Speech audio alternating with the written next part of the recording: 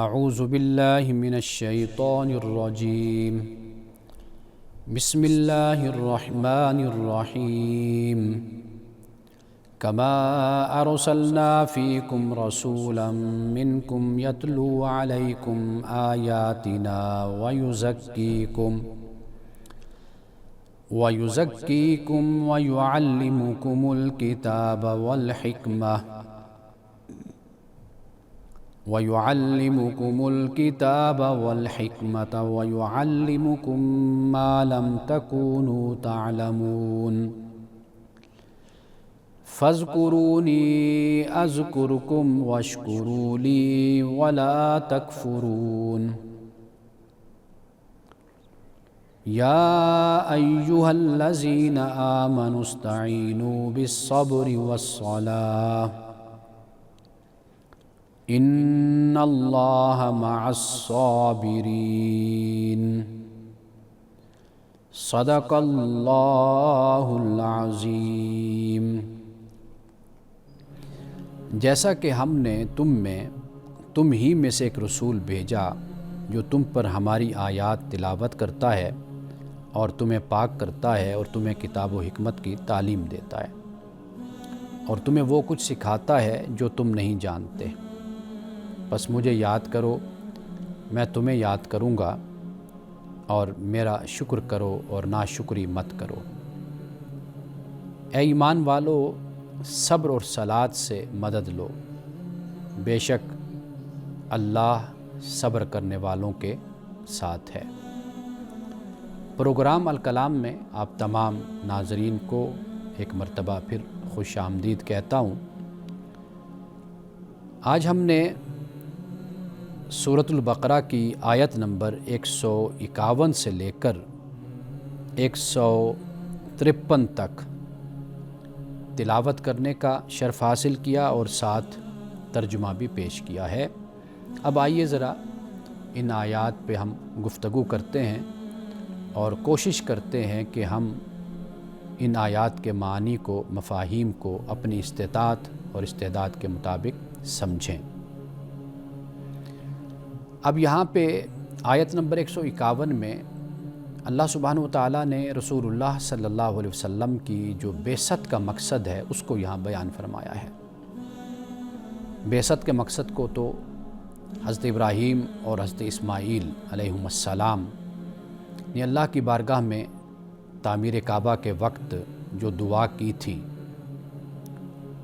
وہی بعثت کے مقاصد تھے، اور انہی مقاصد کو یہاں پر دوبارہ اللہ سبحانہ وتعالیٰ نے بیان فرمایا ہے۔ اور یہاں اس لیے بیان فرما دیا کہ یہود و نصارہ کے جو رسول اللہ کی نبوت و رسالت کا انکار کرتے تھے ان کو یہ یہاں پہ بتایا کہ بھئی رسول اللہ سے پہلے جو پیغمبر آئے تو مقصد یہی تھا کہ وہ اللہ کے پیغام کو لوگوں تک پہنچائیں، آیات کی تلاوت کریں، تزکیہ کریں، کتاب و حکمت کی تعلیم دیں اور وہ تم کو سکھائیں جو تم نہیں جانتے۔ تو وہ تمام رسول اسی مقصد کو لے کر ہی آئے تھے اور بعثت کے مقاصد یہی تھے۔ تو رسول اللہ صلی اللہ علیہ وسلم تشریف لائے تو نبوت و رسالت کے اسی فریضے کو ادا کرنے کے لیے آپ تشریف لائے ہیں۔ حضرت ابراہیم و اسماعیل نے اسی کو ہی بیان کیا اور اللہ تعالیٰ سے جو دعا کی وہ در حقیقت رسول اللہ اسی دعا ہی کا نتیجہ ہے اور قبولیت ہیں۔ اور مقاصد کیا تھے؟ پہلا مقصد یہ تھا کہ ہماری آیات کی تلاوت کرے۔ اب آیات سے مراد ایک تو معجزہ بھی ہوتا ہے، قرآن پاک میں معجزہ لفظ نہیں ہے، آیات کا لفظ ہے۔ آیات کے ساتھ بینات کا لفظ بھی آیا ہے، آیات و محکمات کا لفظ بھی بیان ہے۔ تو قرآن مجید جب ہم دیکھتے ہیں تو ایک تو آیت جب ہم کہتے ہیں تو یہ جو ایک جملہ بنتا ہے، سینٹنس جس کو ہم کہتے ہیں، ایک تو یہ آیت ہے، جیسے ابھی میں نے آیت نمبر 151 جیسے آپ سے کہا تو یہ ایک جملہ ہے۔ دوسرا اس سے مراد جیسے میں نے بتایا آپ کو کہ معجزہ بھی اس سے ہے، اور تیسری بات کہ اس سے نشانی بھی ہے جو عبرت کے لیے بھی ہوتی ہے، متوجہ کرنے کے لیے بھی ہوتی ہے کہ جو ایک دلیل بھی ہے، ایک ثبوت بھی ہے، وہ بھی آیت ہے۔ اللہ سبحانہ و تعالیٰ نے قرآن پاک میں آیات تو فرمایا، لیکن آیات کے ساتھ اللہ نے یہ بھی فرما دیا کہ بینات بھی ہیں، بینات من الہدا۔ اس سے مراد کیا ہے؟ اس سے مراد یہ ہے کہ ایک تو اللہ سبحانہ و تعالیٰ نشانی قرار دیتا ہے، یا اللہ سبحانہ و تعالیٰ فرماتا ہے کہ یہ ہدایت ہے، لیکن یہ کیوں ہدایت ہے اور یہ انسانیت کو واقعی ہدایت دیتی ہے، تو یہ کیوں ہے؟ تو اس بنیاد پر پھر اللہ سبحانہ و تعالیٰ نے قرآن مجید میں دلائل بھی اس کے دیے ہیں۔ تو گویا کہ ایک تو بات یہ ہو جاتی ہے کہ یہ راستہ سیدھا ہے۔ سوال یہ ہوتا ہے کہ یہی راستہ سیدھا کیوں ہے؟ اللہ سبحانہ و تعالیٰ فرماتا ہے کہ جو میرا راستہ ہے وہ سیدھا راستہ ہے۔ تو سوال ہوا کہ اللہ ہی کا راستہ سیدھا کیوں ہے؟ تو قرآن پاک پھر انہی دلائل کے ساتھ بھرا پڑا ہے، بتاتا ہے کہ یہی راستہ سیدھا راستہ اس لیے ہے کہ یہ فلاح کا راستہ ہے، یہ کامیابی کا راستہ ہے، یہ وہ راستہ ہے کہ جس سے دنیا بھی سنورتی ہے اور آخرت بھی انسان کی سنورتی ہے اور بہتر ہوتی ہے۔ تو لہٰذا جب ہم آیات کی بات کرتے ہیں تو آیات دلائل ہیں۔ اللہ سبحانہ و تعالیٰ کا رسول جب مبعوث ہوا، اور ہوا بھی تم ہی میں سے، یہ بھی بہت اہم بات ہے، اور اسی لیے سورۃ التوبہ میں فرمایا لقد جاءکم رسول من انفسکم، کہ تم ہی میں سے رسول آیا، عزیز علیہ ما عنتم، کہ تمہارا مشقت میں پڑنا اس پر گراں گزرتا ہے، حریص علیکم، اور تم پر حریص بھی ہے، یعنی تم سے بے پناہ محبت بھی کرتا ہے، بالمؤمنین رؤوف الرحیم، اور مومنین کے ساتھ رؤوف الرحیم ہے۔ تو یہاں پر منکم یہ بیان کر دیا کہ تم ہی میں سے یہ رسول آیا ہے، یعنی یہ اعتراض بھی ختم ہو گیا کہ یہ کہیں باہر سے ہے، یا یہ بشر نہیں، انسان نہیں، یہ کسی اور مخلوق سے ہے، یہ عربی نہیں، یہ عجمی ہے، یہ سارے اعتراضات ختم ہو گئے۔ تو فرمایا کہ تم ہی میں سے یہ آیا ہے، یعنی اس کے صبح و شام، شب و روز، اس کی بچپن، نوجوانی، جوانی، اس کا بڑھاپا، سب کچھ تمہارے سامنے ہے، یعنی یہ کھلی کتاب ہے، اس کا کردار اور اخلاق بھی تمہارے سامنے ہے۔ فقد لبثت فیکم عمرا من قبلی افلا تعقلون، اور تلاوت کرتا ہے تم پر ہماری آیات کی، ویزکیکم، اور تم کو تزکیہ بھی دیتا ہے، پاک اور صاف بھی کرتا ہے۔ اور یہ بڑی اہم بات ہوتی ہے کہ اخلاقی تزکیہ کرنا انسان کے لیے، وہ احکام خدا کے بیان کیا آپ نے کہ جو انسان کی جسمانی پاکیزگی اور طہارت کا بھی ان سے اہتمام ہوتا ہے، اور اخلاقی اور روحانی تربیت کا اور طہارت کا اور پاکیزگی کا بھی اہتمام ہوتا ہے۔ یہ بہت اہم بات ہے۔ تو یہ پیغمبر جو پروگرام لے کر آیا ہے، جو تعلیم لے کر آیا ہے، جو احکام تمہارے سامنے رکھتا ہے، تو اس کا مطالعہ کر کے دیکھ لو کہ یہ سب کچھ جو تمہیں بتاتا ہے، اس کا مقصد کیا ہے کہ تمہارے باطن کی صفائی اور اس کی تطہیر اور اس کا تزکیہ ہے۔ اس میں بھلا اس پیغمبر کا کیا مفاد ہے؟ جو تعلیمات لا رہا ہے وہ انفرادی اور اجتماعی زندگی میں وہ بہتری لانے والے ہیں۔ وَيُعَلِّمُكُمُ الْكِتَابَ وَالْحِكْمَةَ، اور یہ تمہیں سکھاتا ہے کتاب اور حکمت، کتاب اور حکمت کی تمہیں تعلیم دیتا ہے۔ کتاب تو قرآن مجید ہے، اور حکمت اللہ سبحانہ و تعالیٰ نے انسان کو عقل کی دولت عطا کی ہے۔ جو اللہ نے احکام دیے ہیں وہ ایک مقصد کے تحت دیے گئے ہیں، اگر ان میں غور و فکر کیا جائے، تدبر تفکر کیا جائے، تو انسان کو سمجھ آتی ہے کہ اللہ کے احکام میں، اللہ کی کتاب میں جو بھی احکام بیان ہیں، ان میں اللہ سبحانہ و تعالیٰ نے انسان کی عقل اور انسان کی فطرت کے تقاضوں کو ہمیشہ ساتھ رکھا اور بیان کیا ہے۔ وہ کبھی نہیں چھوڑے جا سکتے، اس لیے کہ انسان کی جو تخلیق ہے اور انسان کو اللہ سبحانہ و تعالیٰ نے جو ایک فہم کی صلاحیت انسان کو عطا کی ہے، وہ کتاب کے ساتھ ساتھ اس کا چلنا ہے۔ یعنی یہ کتاب انسان کے اسی معیار پر پورا اترتی ہے کہ انسان کو ہدایت دے، انسان اس کو سمجھے اور سمجھ سکتا ہے، اس کی اہلیت رکھتا ہے، اس کی قابلیت رکھتا ہے۔ تو اللہ سبحانہ و تعالیٰ نے کتاب بھی عطا فرمائی اور حکمت بھی اللہ نے عطا فرمائی۔ رسول اللہ صلی اللہ علیہ وسلم کی بعثت کے مقاصد میں سے یہ بھی تعلیم الکتاب والحکمہ یہ بھی ہے، اور فرمایا وَيُعَلِّمُكُم مَّا لَمْ تَكُونُوا تَعْلَمُونَ، یہ تمہیں سکھاتا ہے کہ جو تم نہیں جانتے یا نہیں جانتے تھے، یعنی جیسے جیسے وقت گزرتا چلا گیا احکام میں ملاوٹ کر دی گئی، تحریف کر دی گئی، اس سے انحراف اختیار کر لیا گیا، تو اللہ سبحانہ وتعالیٰ نے فرمایا کہ جو تم حقیقت اور سچ تمہیں پتہ نہیں تھا، یہ اللہ کا پیغمبر آ کر تمہیں اس کے بارے میں تمہیں آگاہ کرتا ہے۔ تو لہٰذا رسول اللہ صلی اللہ علیہ وسلم کی بعثت کے مقاصد کو یہاں پر اللہ تعالیٰ نے بیان کر دیا، اور اس لیے بھی بیان کر دیا کہ بس اب آپ تمام انسانیت کے لیے رسول اللہ صلی اللہ علیہ وسلم کی نبوت و رسالت کافی ہے، اور یہ قیامت تک کے لیے جو یہ دین لائے ہیں، جو یہ کتاب لائے ہیں، یہ اب قیامت تک کے لیے انسانیت کے لیے کافی ہے۔ یہیں سے آگے بات کو دوبارہ ہم شروع کرتے ہیں ایک وقفے کے بعد۔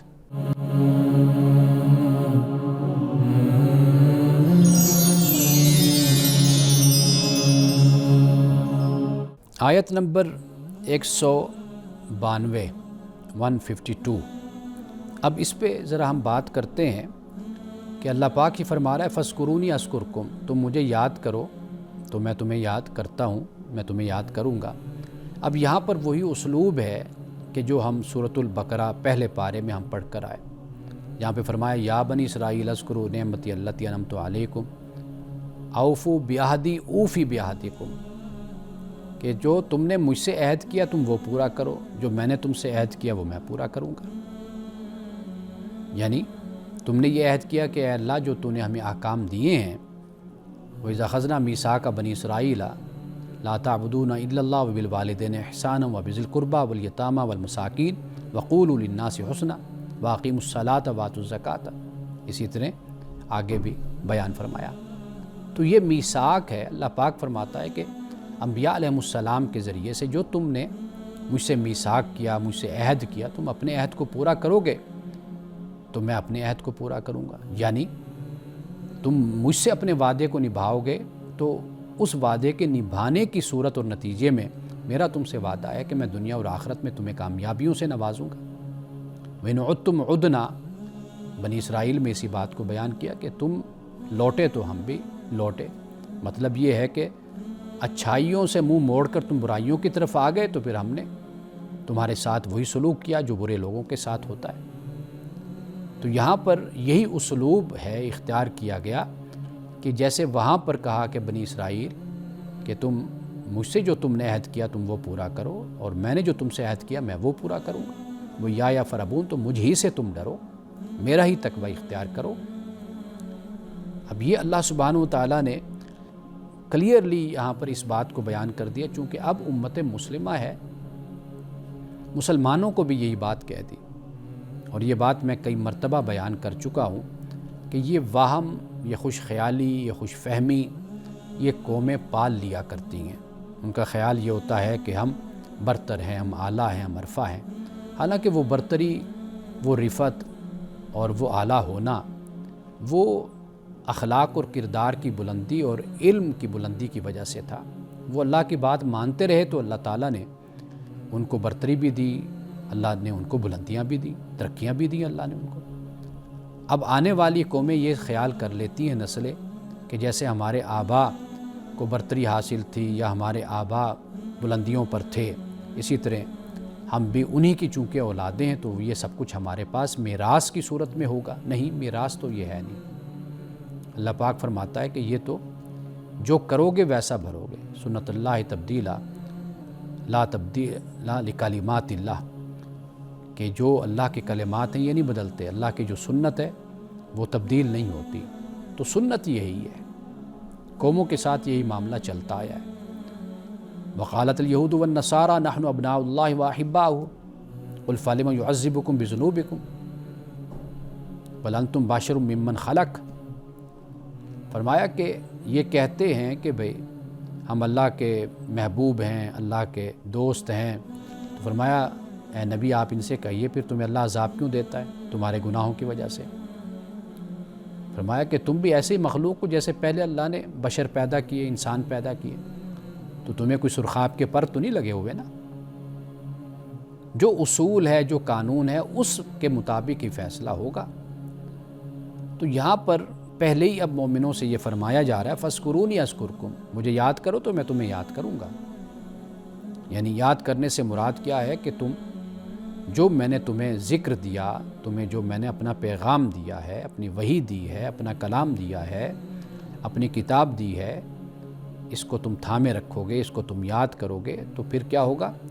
اذکرکم، میں بھی تمہیں یاد رکھوں گا۔ یعنی تمہارے اسی عمل کے نتیجے میں میں تمہیں نتیجہ، ایک اچھا نتیجہ عطا کروں گا، تمہارے اعمال میں برکت ڈال دوں گا، تمہارے اعمال سے روحانیت تمہیں نصیب ہوگی جب تک تم میری راہ پر چلتے رہو گے، دنیا اور آخرت میں کامیابیاں تمہارے قدم چومیں گی۔ تو لیکن بنیاد کیا ہے کہ قدم بندے نے بڑھانا ہے، آگے آگے آنا۔ قرآن مجید میں متقین اور فاسقین، یہ ہم پیچھے پڑھ کر آئے، وہ اسی معنی میں استعمال ہوا ہے۔ متقین وہی ہیں جو قدم آگے بڑھاتے ہیں، جن میں جستجو ہے، خواہش ہے، پیاس ہے، جن میں آغاز ہی قرآن پاک نے متقین سے کیا، جو اپنا برتن خالی رکھتے ہیں اور وہ یہ چاہتے ہیں کہ اس میں خدا اپنی جو پیور جو صورت ہے دین کی وہ اس میں ڈال دے، وہ اس بات کی خواہش رکھتے ہیں۔ تو جو فاسقین ہیں وہ اس کے مقابل میں ہیں، ان کو کوئی خواہش نہیں، کوئی طلب نہیں، بس وہ سرکشی میں رہتے ہیں، تعصب میں رہتے ہیں، خروج عن الشریعہ، شریعت سے نکلتے رہتے ہیں، بس انہوں نے یہی رویہ اختیار کر رکھا ہوتا ہے۔ تو لہٰذا آغاز بندے نے کرنا ہے، قدم بندے نے بڑھانا ہے، مانگنا بندے نے ہے، سوال بندے نے کرنا ہے، عطا کرنے والی اس کی ذات ہے۔ وَإِذَا سَأَلَكَ عِبَادِي عَنِّي فَإِنِّي قَرِيبٌ، کہ آپ سے میرے بارے میں پوچھتے ہیں تو میں قریب ہوں۔ اجیب دعوت الداع اذا دعان، میں جواب دیتا ہوں پکارنے والے کی پکار کا جب وہ پکارتا ہے، وہ پکارے میں پھر اس کی پکار کا جواب دیتا ہوں۔ تو لہٰذا یہ بات ہمیں ذہن میں رکھنی چاہیے، اور یہاں پر اسی بات کو بیان کیا، وَاشْكُرُوا لِي وَلَا تَكْفُرُونَ، میرا شکر تم کرو اور میری ناشکری مت کیا کرو۔ کیوں؟ اس لیے کہ ان شکرتم لازیدنکم وَلَئِن کفرتم ان عذابی لشدید، اگر تم شکر کرو گے تو میں مزید دوں گا، اگر ناشکری کرو گے تو پھر میرا عذاب بہت سخت ہے۔ تو یہاں مسلمانوں سے یہ فرمایا جا رہا ہے، اب شکر یہ نہیں ہے کہ زبان سے آپ کہتے رہیے اور تسبیح ہاتھ میں پکڑ لیجئے۔ اصل جو شکر ہوتا ہے وہ یہ ہے کہ آپ کی زندگی اللہ کے احکام کے تابع ہو جائے، آپ جو بھی کریں اللہ سے پوچھ کر کریں، اے اللہ اس بارے میں تیرا کیا حکم ہے، تیری کیا منشا ہے، تیری کیا رضا ہے، تیری کیا مشیت ہے، تو کیا چاہتا ہے اس بارے میں، تیری خوشی کس میں ہے، اس میں ہے یا نہیں ہے، اگر ہے تو میں کرتا ہوں، اگر نہیں ہے تو میں نہیں کرتا۔ تو یہ در حقیقت اس کو شکر کہتے ہیں۔ یہ ایسے ہی ہوتا ہے کہ آپ اگر باس آپ پر مہربانیاں کرتا ہے تو پھر یہ نہیں ہوتا کہ آپ صرف ہاتھ میں تسبیح لے کر اس باس کا نام ہی لیتے رہیں، بلکہ پھر یہ ہوتا ہے کہ آپ وقت پر ڈیوٹی پر آئیں، وہ جو آپ سے کہے آپ اس کو مان لیں، آپ سیکریفائس بھی کریں، آپ اس کے آنکھ کے اشارے کو سمجھیں، وہ جو آپ سے کہے آپ اسے توجہ سے سنیں اس کی بات کو، پھر عمل کریں اس پر، اسے اس کا دل خوش ہو۔ تو یہ در حقیقت اس کو شکر گزاری، احسان مندی اس کو کہا جاتا ہے۔ فرمایا میری ناشکری نہ کرنا۔ آگے فرمایا یا ایھا الذین آمنوا، اے ایمان والو، صبر اور صلات سے مدد مانگو، ان اللہ مع الصابرین، بے شک اللہ صبر کرنے والوں کے ساتھ ہے۔ صبر اور صلات سے مدد مانگنا، صبر کا مطلب بے چارگی نہیں ہوتا، بے بسی نہیں ہوتا، اس کا مطلب ہوتا ہے ٹھہراؤ۔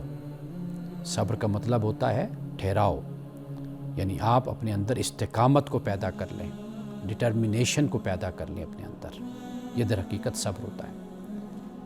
اور یہ صبر ہی در حقیقت آپ کی حکمت اور آپ کی بصیرت ہوتی ہے کہ آپ انتظار کرتے ہیں، آپ سوچتے ہیں، یہ وہ وقت ہوتا ہے آپ اپنے آپ کو رد عمل میں، ٹکراؤ میں، تصادم میں، مقابلے میں اپنے آپ کو ضائع نہیں کرتے، اگر کسی نے آپ کے ساتھ زیادتی کر دی، آپ سے لڑ پڑا، یہ نہیں ہے کہ اب آپ اپنی ساری طاقت اس کے خلاف استعمال کر دیں۔ اعصابی طاقت ہو، نفسیاتی طاقت ہو، مالی طاقت ہو، وسائل کی طاقت ہو، آپ اس کے خلاف استعمال کر لیں تو یہ بہت ہی نامناسب رویہ ہوتا ہے، گویا کہ آپ اپنے آپ کو کمزور کر رہے ہیں۔ تو صبر کیا ہے؟ استقامت کا نام ہے۔ صبر کیا ہے؟ ٹھہراؤ کا نام ہے۔ صبر کیا ہے؟ حکمت و بصیرت کے ساتھ سوچ کر اگلا قدم اٹھانے کا نام ہے۔ یہ صبر ہے۔ اور پھر ساتھ فرمایا کہ نماز، یہ بہت بڑی طاقت ہے نماز۔ آپ 5 مرتبہ خدا کی بارگاہ میں آتے ہیں اور اللہ سے دعا کرتے ہیں، آپ دیکھیے کہ یہ کتنی بڑی طاقت بن جاتی ہے آپ کی، کہ آپ 5 مرتبہ خدا کے پاس آئیں گے اور آ کر دعا کریں گے، اللہ سے مانگیں گے، اور یہ مانگنا، یہ دعا کرنا، یہ اتنی بڑی ڈھارس ہوتی ہے، اتنی بڑی تسلی ہوتی ہے، اس سے اتنا سکون انسان کو مل جاتا ہے کہ انسان اپنے دکھڑے، اپنے غم کسی کے سامنے رو لیتا ہے، اور پھر اس ہستی کے سامنے جو سمیع ہے، بصیر ہے، جو خبیر ہے، آپ کے ہر حال سے واقف ہے، اور وہ آپ کے اس طرح کہنے پر، مانگنے پر، دعا کرنے پر وہ آپ کو عطا کرتا ہے، یقیناً عطا کرنے والا ہے۔ تو لہٰذا فرمایا کہ صبر اور صلات سے مدد لیا کرو، ان اللہ مع الصابرین، کہ بے شک اللہ صبر کرنے والوں کے ساتھ ہے۔ اس لیے کہ صبر عملی زندگی میں استقامت کا اور استحکام کا اظہار ہوتا ہے۔ انہی الفاظ پہ آج ہم اپنے درس قرآن کا اختتام کرتے ہیں۔ اس سے آگے ہم انشاءاللہ کل بات کریں گے، اور میں کوشش کروں گا کہ صبر اور صلات پہ مزید میں گفتگو کروں، قرآن مجید کی روشنی میں اور رسول اللہ صلی اللہ علیہ وسلم کی احادیث کی روشنی میں۔ آئیے اب ایک وقفہ لیتے ہیں، وقفے کے بعد آپ کے سوالات پہ بات کریں۔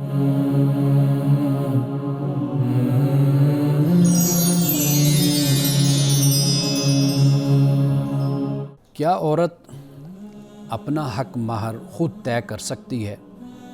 ہمارے ہاں یہ بھی سمجھا جاتا ہے کہ یہ شرم کے خلاف ہے یا حیا کے خلاف ہے کہ عورت اپنے حق مہر پہ خود بات کرے۔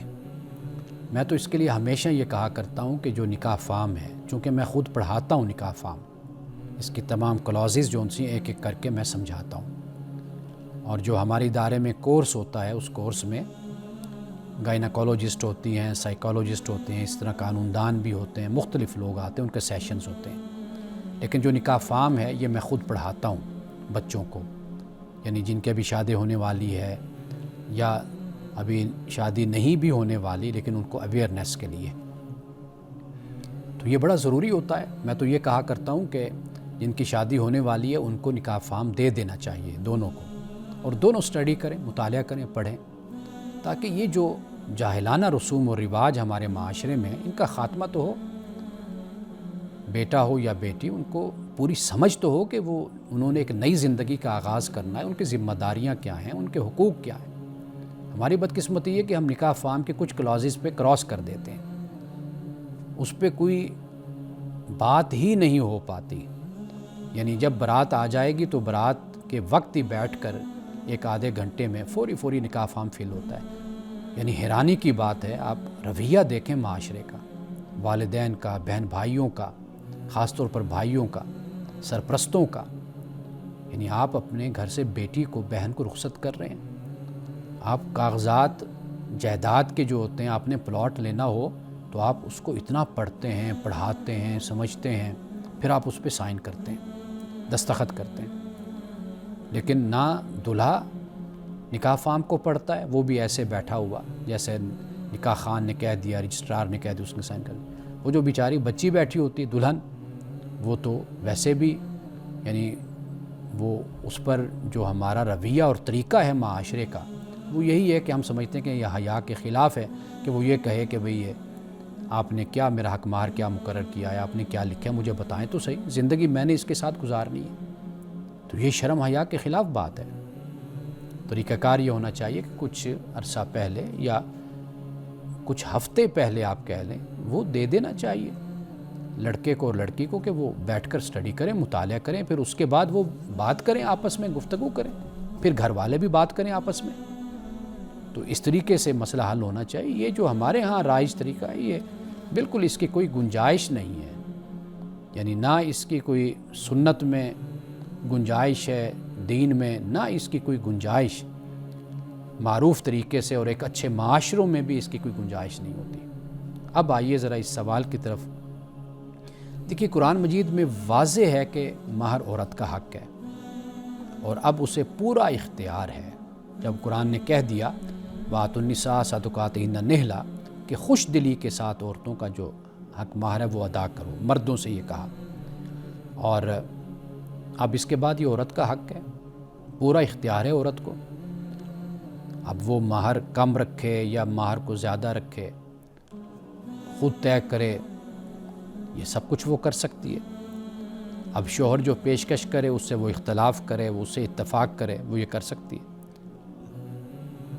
اگر وہ چاہے، قرآن پاک نے بیان کیا، چاہے تو معاف بھی کر سکتی ہے بشرطے کہ دباؤ نہ ہو. لیکن بدقسمتی یہ ہے کہ ہمارے ہاں لڑکی پر دباؤ ہوتا ہے، سماجی دباؤ. یہ ہمارا کچھ سیٹ اپ ایسا ہے. کچھ لوگ تو کہتے ہیں نہیں جی دباؤ نہیں ہوتا. دباؤ اس چیز کا نام نہیں ہوتا کہ کوئی سر پہ آپ نے بندوق لے کے کھڑے ہو جانا ہے اور یہ دباؤ ہوتا ہے، یا آپ سخت رویہ اختیار کریں، یہ نہیں دباؤ ہوتا. کچھ ہماری روایات اور ہمارا طریقہ ایسا ہے کہ جس سے خود بخود ایک دباؤ پیدا ہو جاتا ہے. یہ بڑی اہم اور بڑی بنیادی بات ہے، اس کو ہمیں سمجھنا چاہیے. اب اس کے بعد آئیے، یہ ایک سوال ہے، میں بلکہ جس بہن نے یہ سوال پوچھا ہے یہ میں پڑھ دیتا ہوں، پھر میں جواب بھی عرض کر دیتا ہوں. سوال یہ ہے کہ السلام علیکم حضرت صاحب، امید ہے آپ خیر و عافیت سے ہوں گے انشاءاللہ.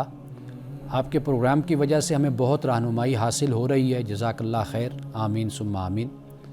جناب حضرت اعلیٰ صاحب، میرا سوال ہے کہ میرے سسرال والے ماموں لوگ ہیں اور ان کے خاندان میں جب شوہر کا انتقال ہو جاتا ہے تو بیوی کو شوہر کا منہ نہیں دکھایا جاتا. کیا اسلام میں یہ ہے کہ ساری زندگی بیوی شوہر کے ساتھ رہے مگر مرنے کے بعد بیوی کو منہ نہیں دکھانا؟ میری ساس نے بتایا کہ مرنے کے بعد شوہر نامحرم ہو جاتا ہے، اس لیے آپ میت کا چہرہ نہیں دیکھ سکتے. اس کے لیے رہنمائی فرمائیے گا. اب آپ دیکھیے کہ یہ بھی ایک اور مسئلہ سامنے آ گیا کہ شوہر کا انتقال ہو گیا اور بیوی سے کہا کہ بھئی شوہر کا منہ نہیں دیکھ سکتے. یعنی سارا ظلم اور سارا اپنی جو روایات ہیں جاہلانہ رسوم و رواج وہ عورت پر ہی ساری اس کا بوجھ پڑتا ہے کہ بھئی وہ اپنے شوہر کا جس کے ساتھ ساری زندگی گزاری وہ نہیں دیکھ سکتی. دیکھیے شوہر کا انتقال ہو جائے تو بیوی اس کا صرف چہرہ نہیں ہے کہ صرف چہرہ دیکھ سکتی ہے، بلکہ اگر کوئی نہلانے والا نہیں تو وہ نہلا بھی سکتی ہے، اگر وہ چاہے تو نہلا سکتی ہے اور کفن بھی دے سکتی ہے. یعنی تجہیز و تکفین جس کو کہا جاتا ہے، یہ سارے کام بیوی کر سکتی ہے. یہ معلوم نہیں ہے کہ یہ باتیں کہاں سے آ جاتی ہیں، نہ قرآن مجید نے اس کو کہیں بیان کیا.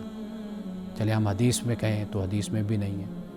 چلیں کسی بات سے کراہت ہوتی ہے نا، آپ کہیں کہ یہ مکروہ ہے، ناپسندیدہ عمل ہے، حرام نہیں ہے، ناپسندیدہ بھی نہیں ہے، نہ کسی صحابی کا کوئی قول ملتا ہے، نہ کسی امام کا کوئی فتویٰ ہے. یعنی کوئی بات ایسی ہوتی ہے نا کسی کتاب میں کوئی تو بیان ہو نا کہ اپنے سماجی حوالے سے، معاشرتی حوالے یا کسی حوالے سے کوئی کہہ دیتا ہے کہ بھئی یہ ناپسند ہے، یہ اچھا نہیں ہے. تو لہٰذا یہ بالکل جہالت پر مبنی بات ہے کہ بیوی اپنے میاں کا چہرہ نہیں دیکھ سکتی. یعنی یہ اس کے ساتھ ظلم ہے، قبرستان نہیں جا سکتی. رسول اللہ صلی اللہ علیہ وسلم نے یہ فرمایا کہ پہلے شروع میں منع کیا تھا میں نے، عورتیں ذرا جذباتی ہوتی ہیں اور نرم دل کی ہوتی ہیں، تو فرمایا کہ جب تم نئے نئے مسلمان ہوئے یعنی شرک سے اسلام کی طرف آئے تھے میں نے منع کیا تھا قبروں پر جانے سے، تو فرمایا اب تمہیں اجازت ہے. یعنی حکمت آپ دیکھیے، وجہ، سبب، علت وہ کیا ہے کہ شرک سے نئے نئے اسلام کی طرف آئے تھے. پھر قبروں پہ جاؤ گے تو یعنی کہ وہ جو پہلے صورت تھی بالکل سختی سے منع کر دی. لیکن بعد میں جب اسلام پختہ ہو گیا صحابہ میں، مسلمانوں میں، تو رسول اللہ صلی اللہ علیہ وسلم نے پھر اس کی اجازت بھی مرحمت فرما دی، یعنی وجہ کو دیکھا جائے نا، سمجھا جائے۔ ہاں آج بھی بے شک مزارات ہوں یا عام قبریں بھی ہوں، یہاں تک کہ مزارات ہوں، تو وہاں پر بھی بدعات اور یہ رسومات اس کی علماء مخالفت کرتے ہیں، منع کرتے ہیں اس سے۔ تو لہٰذا یہ بات ہمیں ذہن میں رکھنی چاہیے کہ کوئی وجہ، کوئی سبب، وہ ایک علیحدہ بات ہوتی ہے، لیکن یہاں پر تو اتنی سی بات ہے کہ ایک ہی گھر میں میاں بیوی رہتے ہیں، خامند وفات پا جاتا ہے، اب بیوی کو منع کر دیا جاتا ہے کہ بھئی جس کے ساتھ زندگی بھلا گزاری ہے، اب اس کا تم چہرہ بھی نہیں دے سکتے کیونکہ اب وہ تمہارے لیے اجنبی ہو گیا ہے۔ اب آئیے ایک اور سوال ہے، اور یہ پولیس کے شعبے سے یہ صاحب ہیں، انہوں نے اپنا نام بھی بتایا ہے، شفیق نام ہے ان کا، اور یہ بتاتے ہیں کہ چونکہ ہم پنچایت لگاتے ہیں، اور پنچایت میں وہ بتاتے ہیں کہ ایسے ایسے مسائل آتے ہیں کہ حیرانی ہوتی ہے کہ مسلمان ہیں، لیکن مسلمان ہونے کے باوجود ان کو شریعت کے بارے میں کوئی آگاہی نہیں ہے، مسائل کے بارے میں ان کو کوئی آگاہی نہیں ہے۔ یعنی یہ وہ بیان کرتے ہیں، کہتے ہیں افسوس ہوتا ہے ہمیں اس بات پر۔ یعنی صورتحال یہ ہے کہ ایک طرف دیکھتے ہیں کہ معاشرے میں آپ کو سیاست، فرقہ واریت، لڑائی جھگڑے دین کے نام پر، سیاست کے نام پر آپ کو اپنے عروج پر نظر آتے ہیں، دوسری طرف یہ صورتحال ہے قوم کی جہالت کی، کم علمی کی، لا علمی کی، کہ ان کو ان مسائل کے بارے میں بھی آگاہی نہیں ہے۔ تو یہ صاحب کہتے ہیں کہ ذرا ان مسائل پر آپ بات کریں۔ تو میں ان سے یہ گزارش کروں گا کہ آپ پنچایت میں بیٹھتے ہیں اور خاندانی مسائل آپ سنتے ہیں تو آپ ہمیں بھیجتے رہا کریں، تو انشاءاللہ ہم آپ کے سوالات پر بات کریں گے۔ ان کا سوال کیا ہے تو میں ایک وقفے کے بعد اس پہ بات کرتا ہوں۔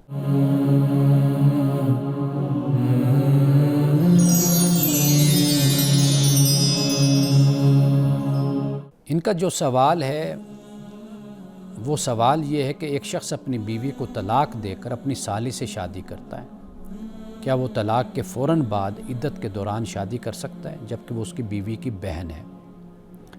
اب یہ بڑا حساس مسئلہ ہے اور بڑا اہم مسئلہ ہے، اس لیے کہ بیوی کو طلاق دے دی تو بیوی عدت جب تک پوری نہیں ہوتی تو وہ بیوی ہی ہوتی ہے، یعنی ایسا نہیں ہے کہ طلاق دینے سے ہی تعلق ختم ہو جاتا ہے، جو عدت ہے وہ گزارتی ہے۔ اور اس پر میں گائے بگائے تفصیل کے ساتھ بات بھی کرتا رہتا ہوں، لیکن فی الحال آج اسی سوال کو ہم سامنے رکھ رہے ہیں۔ تو اب واضح بات ہے کہ طلاق کے بعد عدت تو بیوی گزار رہی ہے، اب اس کی جو بہن ہے بیوی کی، ایک ہی وقت میں دونوں بہنوں کو قرآن پاک نے کہا کہ یہ حرام ہے، تم پر یہ حرام کیا گیا کہ تم ان تجمعوا بین الاختین، کہ دو بہنوں کو تم جمع کرو ایک ہی وقت میں۔ تو لہٰذا جب ایک بہن کو طلاق دے دی، ابھی اس کی عدت گزر رہی ہے، تو ابھی وہ بہن اس کے نکاح میں ہے، یعنی عدت جب تک ختم نہیں ہوتی، تو لہٰذا یہ اپنی سالی سے، یعنی دوسری بہن سے، اپنی بیوی کی جو بہن ہے سالی، اس سے یہ شادی نہیں کر سکتا، یہ حرام ہے، یہ ان تجمعوا بین الاختین کی صورت بن جائے گی۔ ہاں اگر وہ کوئی اور عورت ہے تو اس سے وہ شادی کر سکتا ہے، لیکن وہ بتاتے یہ ہیں کہ اس طرح کے مسائل آتے ہیں کہ عدت کے دوران ہی، یعنی عدت کے ختم ہونے کا بھی انتظار نہیں کیا جاتا، بدقسمتی سے اپنی سالی کے ساتھ اس نکاح کے دوران ہی، اس کی بہن سے نکاح ہے اسی دوران ہی اس کے ساتھ تعلقات قائم کیے جاتے ہیں، یعنی جیسے ہمارے ہاں ایک دوست یا عشق کے راستے اختیار کیے جاتے ہیں، تو بہن کو چھوڑ کر پھر چھوٹی بہن کے ساتھ یا بڑی بہن جو بھی ہے اس کے ساتھ پھر شادی کر لی جاتی ہے۔ تو کہتے ہیں کہ اس طرح کے مسائل بھی ہمارے معاشرے میں، اور لوگوں کو یہ پتہ نہیں ہوتا کہ بھی بہن کو طلاق دے دی تو عدت تو گزارنے دو اس کو، تو پھر اس کے بعد تم بے شک اس کی بہن سے شادی کر لو۔ اب ایک دوسرا سوال بھی انہوں نے بھیجا ہے، لیکن اس دوسرے سوال کی مجھے سمجھ نہیں آئی کہ وہ سوال کیا ہے، تو میں یہ گزارش کروں گا کہ اگر شفیق صاحب ہمیں اپنا سوال دوبارہ بھیج دیں، اور اس کے ساتھ ساتھ دیگر جو مسائل اور سوالات ہیں ہمارے معاشرے کے، وہ بھی ہمیں ضرور بھیجیں، جتنا ہم سے ہو سکے گا جو ہمارا حصہ ہے اخلاق کے حوالے سے اور ذمہ داری کے حوالے سے انشاءاللہ ہم نبھائیں گے اور کوشش کریں گے کہ اپنے مسلمانوں کو، اپنے بھائیوں کو، پاکستانیوں کو ہم ان مسائل سے آگاہ کریں۔ اب ایک اور سوال ہے کہ کیا حدیث کے منتقل ہونے میں کوئی بگاڑ کا امکان تھا؟ احادیث کو جب منتقل کیا گیا تو یہ بھی سوال طالب علم سے ہی ہے کی طرف سے ہے کہ بگاڑ کا کوئی امکان تھا جب یہ منتقل ہوئی، ٹرانسفر ہوئی۔ دیکھیے سنت میں پہلے بیان کر چکا، ہر بگاڑ سے محفوظ ہے۔ یہ امت کا ایک اجماعی عمل ہے سنت۔ ہر نسل نے اگلی نسل کو عملی طور پر منتقل کیا ہے۔ یہ خبر واحد نہیں ہے، یہ تاریخی تواتر ہے۔ نماز، روزہ، حج، زکوٰۃ، عید، ذبح کرنا، قربانی، نکاح، طلاق کے بنیادی احکام، یہ سب کچھ یہ احادیث سے پہلے ہی یہ امت میں رائج تھے۔ حدیث جو ہے اس انسانی روایت یعنی جس میں غلطی کا امکان ہے۔ حدیث کے بارے میں یہ یقین سے نہیں کہا جا سکتا کہ اس میں ہر روایت جوں کہ توں پہنچ گئی ہے، کیونکہ یہ انسانی حافظوں اور راویوں سے یہ منتقل ہوئی ہے۔ اس امکان کی وجہ سے ہم حدیث کو چھوڑتے نہیں، بلکہ صحیح، ضعیف اور موضوع کے امتیاز کے لیے محدثین کے اصولوں کو پھر ہم استعمال کرتے ہیں۔ تو لہٰذا بگاڑ آیا ہے، لیکن ایسا نہیں ہے کہ ہم حدیث کو ترک کر دیں، بلکہ ہم دیکھتے ہیں کہ یہ حدیث ضعیف ہے، صحیح ہے، یہ موضوع ہے، اور اس کو جانچنے کے لیے پھر محدثین کے جو اصول ہیں ہم ان کی طرف رجوع کرتے ہیں۔ تو آج چند سوالات آپ کے سامنے رکھے اور میں نے ان کے جوابات دیے ہیں۔ آپ بھی اپنے سوالات بھیج سکتے ہیں، ابھی کافی سوالات ہیں ہمارے پاس آپ کے بھیجے ہوئے، ان پر بھی انشاءاللہ ہم مزید بات کرتے رہیں گے، لیکن خاص طور پر جو معاشرتی اور سماجی اور خاندانی جو مسائل ہیں، میں یہ چاہتا ہوں کہ جن کے بارے میں لوگوں میں جہالت ہے، علم نہیں ہے، اور وہ ارادتاً نہیں، غیر ارادی طور پر اور لا علمی میں وہ غلط عمل کر رہے ہیں، اگر آپ لوگ ان کی نشاندہی کریں گے تو وہ بہت اچھا ہوگا۔ ہم ان سوالات پر بات کریں تاکہ ہمارے معاشرے کی اصلاح ہو۔ انہی الفاظ کے ساتھ آج کے پروگرام سے اجازت دیجیے، انشاءاللہ کل آپ سے دوبارہ ملاقات ہوگی۔ السلام علیکم ورحمۃ اللہ وبرکاتہ۔